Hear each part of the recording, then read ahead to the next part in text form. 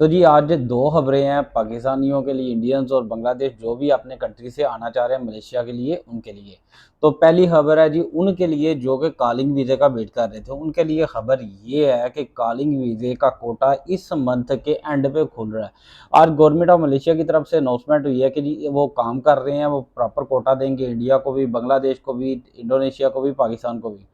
ये प्रॉपर कोटा देंगे, आप कॉलिंग वीज़ा पे आ सकोगे। इसके अंदर 2-3 उन्होंने शराइत रखी हुई हैं कि जो ऑलरेडी गए हुए थे कंपनी, अपने जो लोग ऑलरेडी इधर इलीगल हो गए थे पिछले साल, तो वो 500 रिंगट पे करके तो अपने फिंगर करवा के और ब्लैक लिस्ट हो के तो पाकिस्तान या इंडिया या बांग्लादेश गए थे,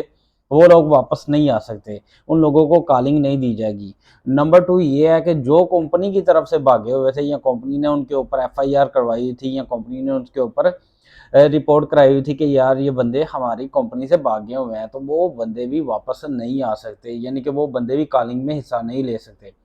अब दूसरी खबर उन लोगों के लिए है जो कि लोग रीहायरिंग प्रोग्राम में हिस्सा ले रहे हैं। रीहायरिंग प्रोग्राम जो ऑलरेडी इधर मौजूद हैं और किसी विजिट वीज़े से आए हैं, जिस तरीके से भी मलेशिया के अंदर आए हैं, और अब वो रीहायरिंग प्रोग्राम के ज़रिए लीगल होने लगे हैं। दूसरी खबर उनके लिए है,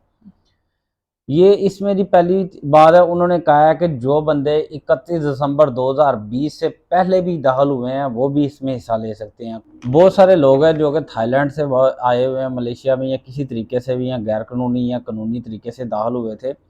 वो सारे ही इसमें हिस्सा ले सकते हैं, लीगल हो सकते हैं। मगर कुछ यहाँ पे भी शराइत उन्होंने रखी है कि कुछ लोग नहीं लीगल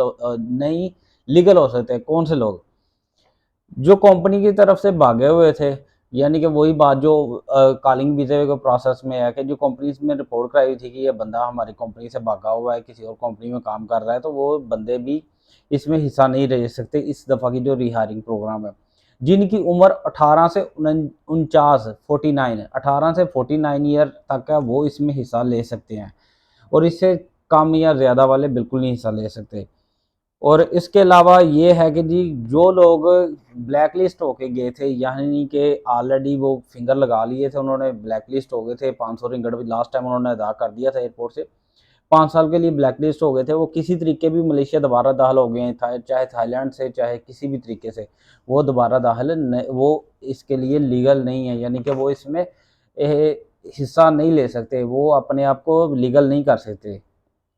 या यूँ कह लें कि वो रिहायरिंग प्रोग्राम में हिस्सा नहीं ले सकते। तो ये थी जी न्यूज़ आपको बतानी थी, ये छोटी सी खबर आई हुई थी वीज़ा के बारे में अपडेट, मैंने सोचा कि मैं आपको बता दूं। किसी एजेंट को पैसे अभी भी ना दीजिएगा, मैं पहले भी कह रहा था किसी एजेंट को पैसे ना दीजिएगा, इसका कोटे का ऐलान कर दिया उन्होंने कि इसी मंथ होगा, आप पैसे इकट्ठे कर लो। किसी एजेंट को पैसे ना दीजिएगा, क्योंकि उन्होंने ये नहीं कहा कि जी ये इतनी निकालेंगे, इतने इतने कोटे निकले हैं, कंपनी ने अनाउंसमेंट नहीं की कि हमें वर्कर चाहिए, तो लिहाजा आप किसी को पैसे पूसे ना दीजिएगा, अपने पैसे संभाल के रखें, और जैसे ही कोटे निकल आएंगे, कॉलिंगें निकलनी शुरू हो जाएंगी, आप कॉलिंग ले सकते हो, कॉलिंग के लिए अप्लाई कर सकते हो। इस वक्त किसी एजेंट को पैसे ना दीजिएगा, क्योंकि कॉलिंगें शालिंगें कोई नहीं निकली हुई, सिर्फ वो कह रहे हैं कि इस मंथ के एंड पे कॉलिंगें निकलनी है। तो ये चीज़ है। और जो बंदे लीगल होना चाह रहे हैं उनका भी उन्होंने 2-3 शराइत बता दी हैं कि जी उनकी उम्र होनी चाहिए 18 से लेके 49 तक, और वो जो लोग